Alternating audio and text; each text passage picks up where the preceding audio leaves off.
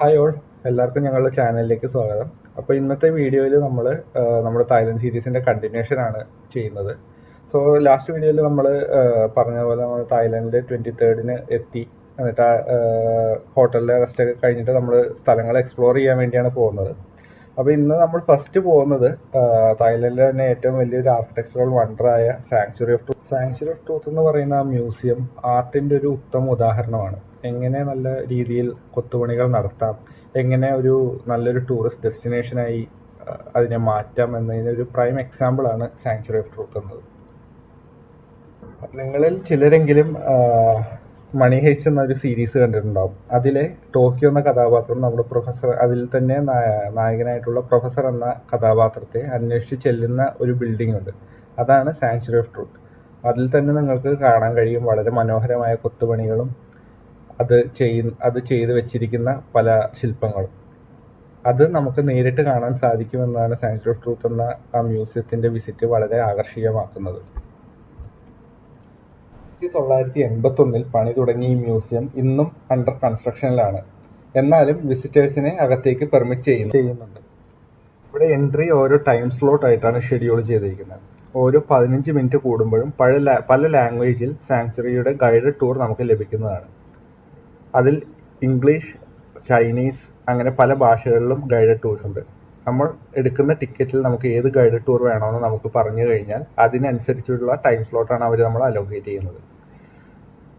ഒരു കൂട്ടം ആൾക്കാർ ഒരുമിച്ചായിരിക്കും ഒരു ഗൈഡഡ് ടൂറിൽ ഉണ്ടാവുക. ഈ ഗൈഡഡ് ടൂറിൽ നമുക്ക് സാങ്ച്വറി ഓഫ് ട്രൂത്തിൻ്റെ ഹിസ്റ്ററിയെ പറ്റിയും അത് പ്രതിദാനം ചെയ്യുന്ന ഓരോ ജീവിത മൂല്യങ്ങളെക്കുറിച്ചുമൊക്കെ വളരെ വിശദമായി തന്നെ പറഞ്ഞു തരികയും നമ്മുടെ സംശയങ്ങൾ അവർ തീർത്തു തരികയും ചെയ്യും. സാങ്ച്വറി ഓഫ് ട്രൂത്തിലേക്ക് നമ്മൾ പ്രവേശിച്ചു കഴിയുമ്പോൾ ഇരുഭാഗത്തും ധാരാളം ജോലിക്കാർ ഇരുന്ന് കൊത്തുപണികൾ ചെയ്യുന്നതാണ്. വളരെ മനോഹരമായി നല്ല രീതിയിൽ തന്നെ വളരെ സൂക്ഷ്മതയോടെയാണ് അവർ ഓരോ കൊത്തുപണികളും ചെയ്യുന്നത്. ആ കൊത്തുപണികളുടെ സൗന്ദര്യം കണ്ട് ഞങ്ങൾ കുറച്ചു നേരം അവിടെ നോക്കിയിരുന്നു. അവർ വളരെ മനോഹരമായി തന്നെ ആണ് ഓരോ കൊത്തുപണികളും ചെയ്യുകയും അവ നന്നായി തന്നെ ഒരു കുഴപ്പവുമില്ല എന്ന് ഉറപ്പാക്കുകയും ചെയ്യുന്നത് കാണാൻ തന്നെ വളരെ രസമാണ്. കൊത്തുപണികൾ നടക്കുന്ന ഏരിയ കഴിഞ്ഞ് കുറച്ചും കൂടെ മുൻപോട്ട് പോയി കഴിയുമ്പോൾ സാങ്ച്വറി ഓഫ് ട്രൂത്തിൻ്റെ ഒരു ചെറിയൊരു രൂപകൽപ്പന അവിടെ ചെയ്തു വെച്ചിരിക്കുന്നത് നമുക്ക് കാണാൻ കഴിയും.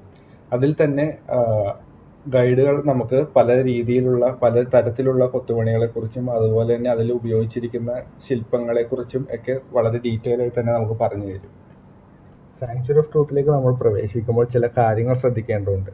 മുൻപ് പറഞ്ഞിരുന്നത് പോലെ അത് അണ്ടർ കൺസ്ട്രക്ഷൻ തന്നെ ആയതുകൊണ്ട് നമ്മൾ ആ ഹെൽമെറ്റ് ധരിക്കണം എന്നുള്ളത് നിർബന്ധമാണ്. അത് ഒരു കാരണവശാലും മാറ്റരുത് എന്നാണ് ഗൈഡ് നമ്മളോട് പറഞ്ഞിട്ടുള്ളത്. സാങ്ച്വറി ഓഫ് ട്രൂത്തിൽ കയറി കഴിഞ്ഞാൽ നമുക്ക് പല തരത്തിലുള്ള കൊത്തുപണികൾ കാണാം. അതിൽ ജീവിതത്തിൻ്റെ പല മൂല്യങ്ങളെക്കുറിച്ചുള്ള കൊത്തുപണികൾ, അതുപോലെ തന്നെ ഹിന്ദു ദേവതകളെക്കുറിച്ചുള്ള പല കൊത്തുപണികളും ഉണ്ട്.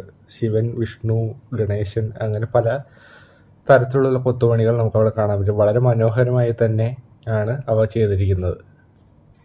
അതുപോലെ സാങ്ച്വറി ഓഫ് ട്രൂത്തിൻ്റെ മറ്റൊരു വിശേഷണം എന്തെന്ന് വെച്ച് കഴിഞ്ഞാൽ ഒരാണിയോ ഇരുമ്പോ അതുപോലെ തന്നെ സിമെൻറ്റോ യാതൊന്നും തന്നെ ഇതിൻ്റെ നിർമ്മിതിക്ക് ഉപയോഗിച്ചിട്ടില്ല. പൂർണ്ണമായും മരത്തിലാണ് പണിതിരിക്കുന്നത്. ഇൻ്റർലോക്കിംഗ് മെക്കാനിസം വഴിയാണ് സാങ്ച്വറി ഓഫ് ട്രൂത്ത് പണിതിരിക്കുന്ന പല സെക്ഷനുകളും കൂട്ടിച്ചേർത്തിരിക്കുന്നത്. അത് ഗൈഡ് നമുക്ക് കാണിച്ചു തരികയും വളരെ വിശദമായി തന്നെ എക്സ്പ്ലെയിൻ ചെയ്തു തരികയും ചെയ്യും. സാങ്ച്വറി ഓഫ് ട്രൂത്തിൻ്റെ എൻട്രി ഏതാണ്ട് 500 തായ് ബാത്താണ് ഒരാൾക്ക് ചിലവ്. ഞങ്ങൾ ക്ലൂക്ക് എന്ന ആപ്പ് വഴി തന്നെയാണ് ഇതിൻ്റെ ടിക്കറ്റും ബുക്ക് ചെയ്തത്. അതുകൊണ്ട് കൂടുതൽ ക്യൂ നിൽക്കുകയോ ഒന്നും വേണ്ടി വന്നില്ല. അങ്ങനെ ബുക്ക് ചെയ്ത് കഴിഞ്ഞാൽ നമുക്ക് നേരെ അവരുടെ ചെക്ക് ഇൻ കൗണ്ടറിൽ പോയി ഫിസിക്കൽ ടിക്കറ്റ് എക്സ്ചേഞ്ച് ചെയ്തെടുക്കാവുന്നതാണ്. അതുപോലെ തന്നെ സാങ്ച്വറി ഓഫ് ട്രൂത്തിൻ്റെ എൻട്രൻസിന് രാവിലെ ഒരു റേറ്റാണ്, വൈകുന്നേരം എൻട്രൻസ് ഉണ്ട്, അതുപോലെ അതിന് വേറൊരു റേറ്റാണ്. വൈകുന്നേരത്തെ എൻട്രൻസ് ഫീസ് കുറച്ച് കൂടുതലായിരിക്കും, കാരണം സൺസെറ്റും അങ്ങനത്തെ രാത്രികാല ദൃശ്യങ്ങളും ഒക്കെ കാണാൻ കഴിയുന്ന ആ ഒരു എൻട്രൻസ് ഫീസ് കുറച്ച് കൂടുതലായിരിക്കും. പക്ഷേ ഒരു നല്ലൊരു അനുഭവം തന്നെയായിരിക്കും എന്നാണ് എനിക്ക് തോന്നുന്നത്.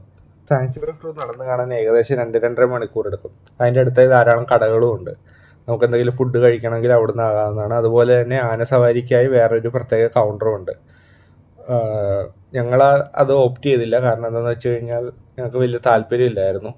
പക്ഷേ ധാരാളം ആളുകൾ ആനസവാരിയും ബോട്ടിങ്ങും ഒക്കെ അവിടെ നടത്തുന്നുണ്ട്. സാങ്ച്വറി ഓഫ് ട്രൂത്ത് കണ്ടു കഴിഞ്ഞ് ഞങ്ങൾ ഹെൽമെറ്റും തിരികെ കൊടുത്ത് പുറത്തിറങ്ങി. അവിടുന്ന് തന്നെ ഫുഡ് കഴിച്ച് ഞങ്ങൾ അടുത്ത ഡെസ്റ്റിനേഷൻ നോങ് നൂച്ച് ഗാർഡനാണ്.